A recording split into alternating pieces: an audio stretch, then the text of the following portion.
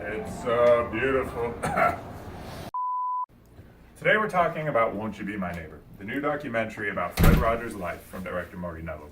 It comes to Blu-ray and DVD this month. The film tells the story of Fred Rogers' life, from a childhood in Pennsylvania to creating his beloved children's show, Mr. Rogers' Neighborhood, in Pittsburgh. It then explores his later life, his personal struggles, and his lasting impact on the world. Now that I've started my YouTube video as closely in honor of Mr. Rogers' own show, I kind of feel like saying that iconic catchphrase, even if it is a little corny. So, won't you? Yo, be sure to like, comment, and subscribe for more of me talking to my phone's camera. My Neighbor. The first act of the film explains why Fred decided to start creating television in the first place. He understood very quickly the potential of television to influence people, especially children, and he was disappointed with the quality of the content that was available for children.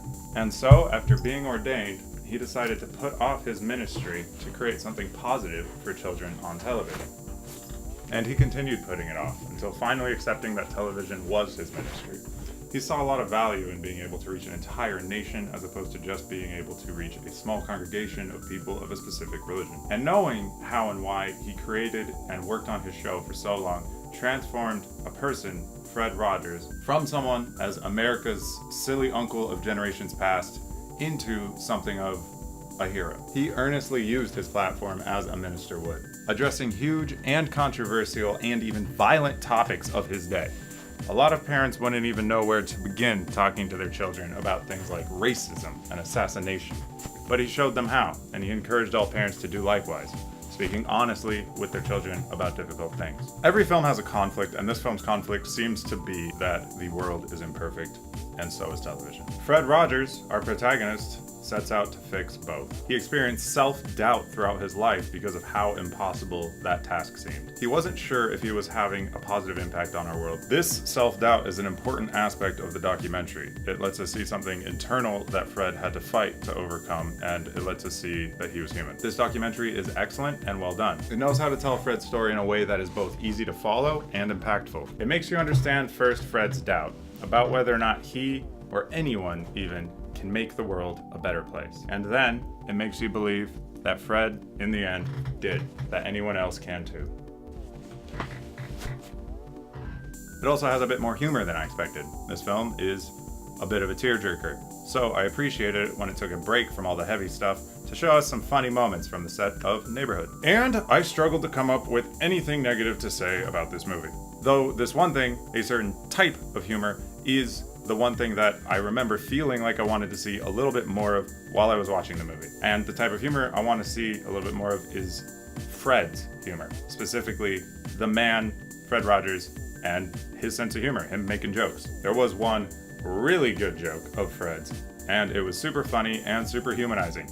And as an adult, it helped me see that he was a human, he was a good guy, and not just of a better class. Genuinely funny, and the rest of the humor in the movie, which is also funny, comes from other places than Fred himself. I would have loved to see one more good joke of Fred's, or even a few average ones, just a little bit more humor coming from the man. More moments that he was able to share with his adult friends that he wouldn't have been able to share with his audience. For whatever reason, they decided to only include one joke of Fred's, and they picked the perfect one. I guess I won't complain that much. That small complaint is not enough to keep me from saying that this movie was excellent and genuinely inspirational. So many inspirational movies, even great ones, still feel like they exist to profit the studio. This film, like Fred Rogers, feels like it exists with an earnest hope to make the world a better place. I give Won't You Be My Neighbor 4.5 stars, and sincerely hope that many more people take the chance to see it. Tom Hanks will be playing Fred Rogers in Won't You Be My Friend, coming out next year, because Walt Disney in Saving Mr. Banks wasn't enough beloved uncle to the entire country figures for Tom Hanks to play. Through doing his work the best that he could, and through sheer force of kindness, Fred Rogers inspired everyone who worked with him, everyone who grew up watching him, and then the people who created this film. He did, for a time, create genuine, positive change in the world. And now, this film extends his inspiration to another generation, encouraging them to be a little better, a little kinder, and hopefully just a little more neighborly. Get out of here, Fluff! And special thanks to you for watching.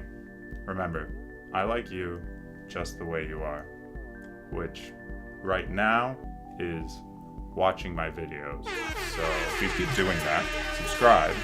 Subscribe, that'll help. Hit that like button if you enjoyed the content, and comment, and we'll chat. All that stuff really helps me out. You can also follow me on Instagram for the one picture I usually post a month. And always remember, I'll come up with a better catchphrase next time.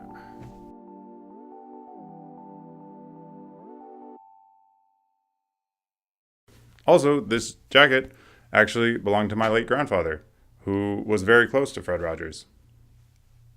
Geographically. He was very close geographically to Fred Rogers. They both lived in Pennsylvania. Two awesome guys that will be dearly missed that probably didn't know each other, actually. Yep.